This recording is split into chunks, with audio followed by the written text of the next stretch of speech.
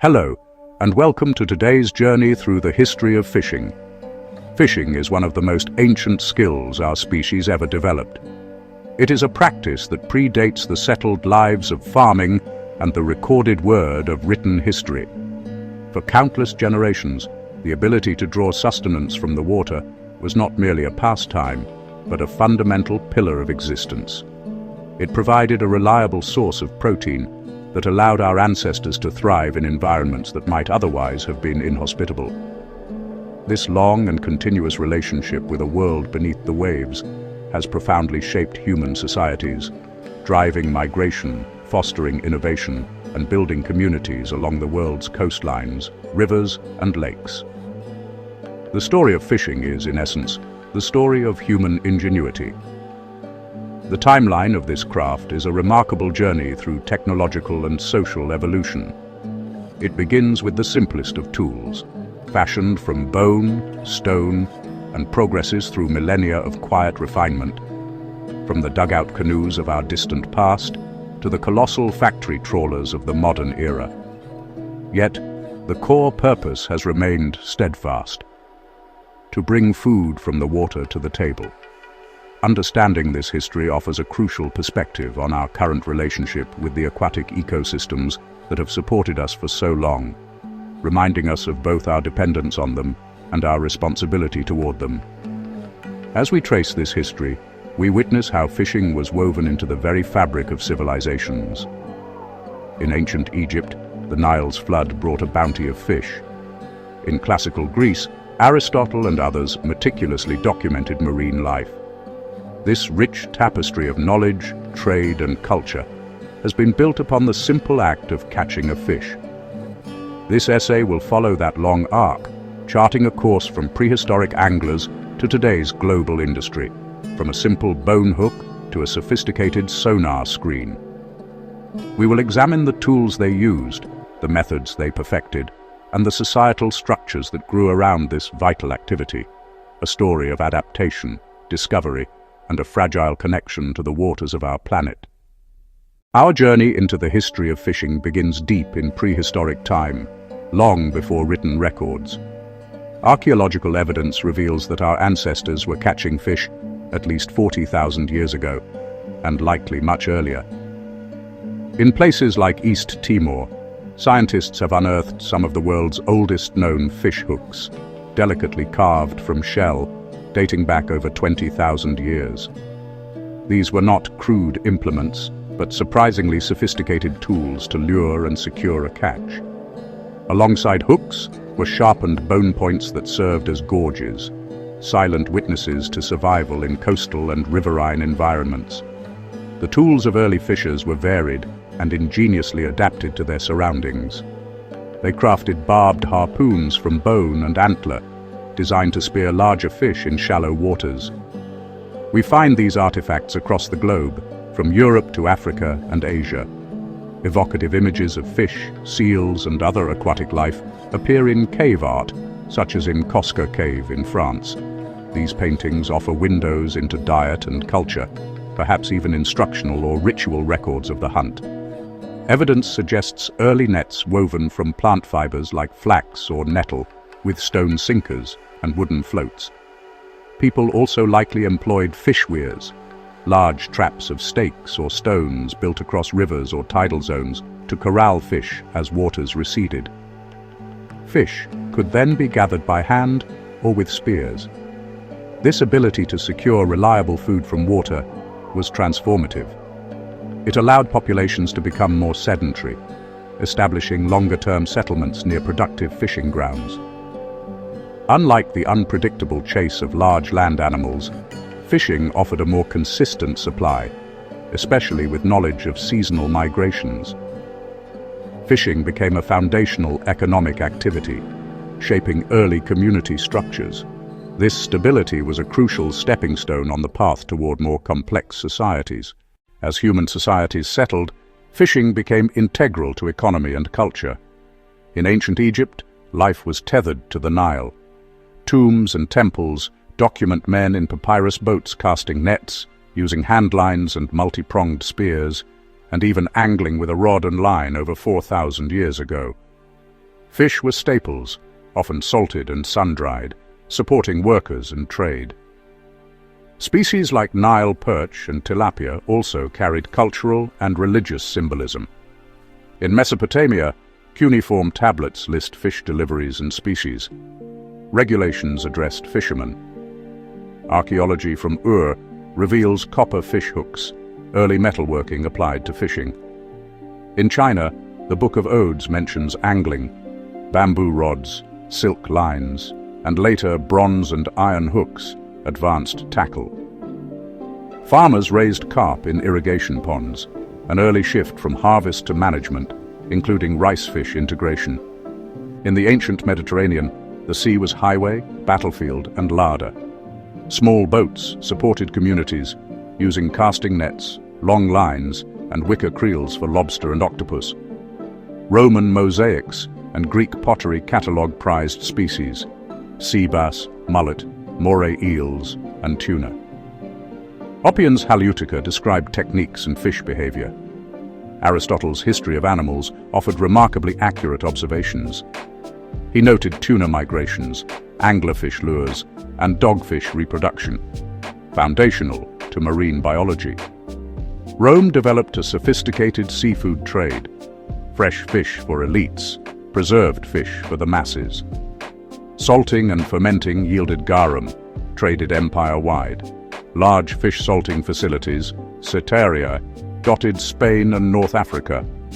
Fishing became an economic engine, connecting distant provinces through a shared taste for the sea. From river valleys to imperial markets, fishing was both sustenance and commerce, poised to expand with new oceans ahead. Following Rome's decline, European fishing remained vital along coasts and rivers. Monasteries kept meticulous accounts, managed fish ponds, and documented weirs and nets. Illuminated manuscripts show fishermen mending nets and casting from sturdy boats. In the North Atlantic, vast stocks of cod began a quiet revolution. Vikings exploited cod, air-drying stockfish to fuel voyages from Iceland to Greenland and North America. Later, the Hanseatic League dominated Baltic and North Sea trade. Fish became a key commodity. Southern salt met northern catch. Salted cod was durable, weather-independent, and shipped inland. Catholic fasting traditions made fish a staple on Fridays and during Lent. Advances in shipbuilding, growth of ports like Bergen and English East Coast towns, and fishermen's guilds shaped the industry. Cod helped drive commerce, politics, and voyages ever farther into the Atlantic. From the late 15th century, exploration transformed fishing into a global enterprise. Improved navigation and robust hulls sent fishing fleets farther from home. After Cabot's 1497 voyage, the Grand Banks cod drew multinational fleets. England, France, Spain, and Portugal set up shore stations to salt and dry catches for Europe. Basque pioneers took whaling offshore. By the 16th and 17th centuries, Dutch and English expanded into Arctic waters. Whale oil lit Europe. Bone and baleen fed industries, from corsets to umbrellas. Charts began marking fishing banks, currents, and safe harbors, vital for both fishermen and navies. Salted fish and whale oil became pillars of the Atlantic economy, linking Europe, Africa, and the Americas. Competition over rich grounds spurred disputes and conflict, proof the sea's bounty had become central to national power. The 19th century Industrial Revolution soon brought immense power to the sea, changing fishing forever. From the 1880s, steam-powered trawlers traveled farther, faster, and in rougher weather. They towed larger nets and hauled massive catches with steam winches.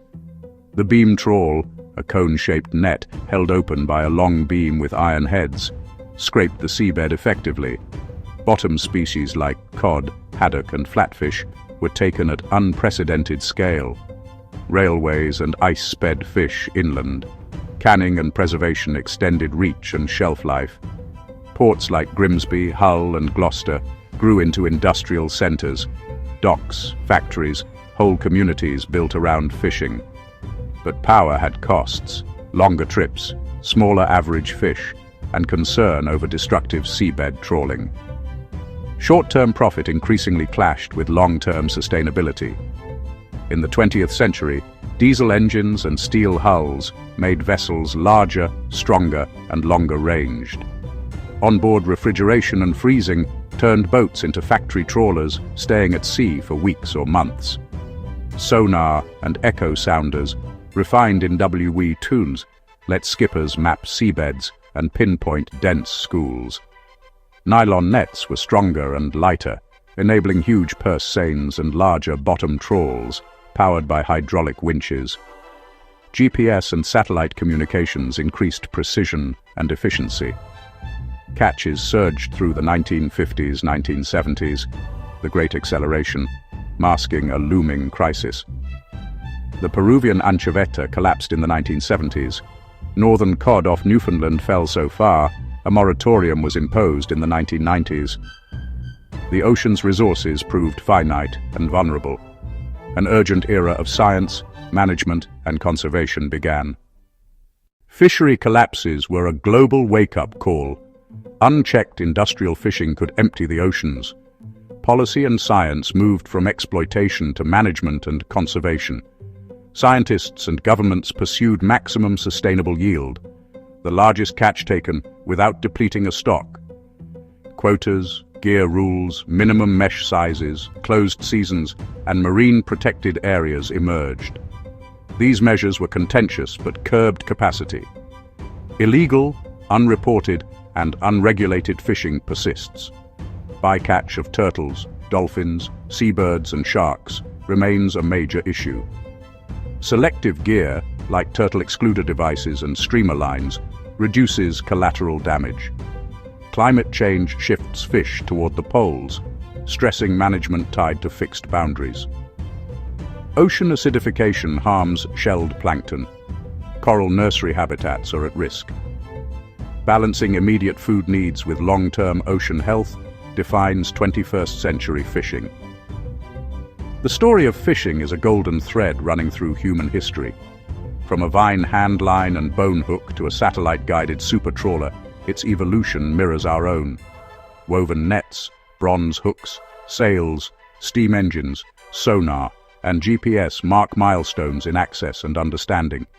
Coastal and river communities built identities, economies, and traditions around tides and migrations. This heritage lives in language, folklore, festivals, and cuisine. Dried cod fueled medieval trade. Whale oil lit cities. Canned tuna and frozen fillets globalized diets and livelihoods. Fishing sustains local communities and binds them to a larger, interconnected world. History offers a hopeful lesson in adaptation and a warning that technology can outpace nature's resilience. Our task is to fish more wisely. The real history of fishing is not over.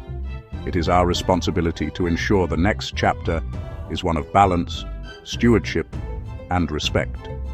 So, where this does conclude our journey today into the history of fishing, we thank you for watching, and we hope to see you soon in our next adventure.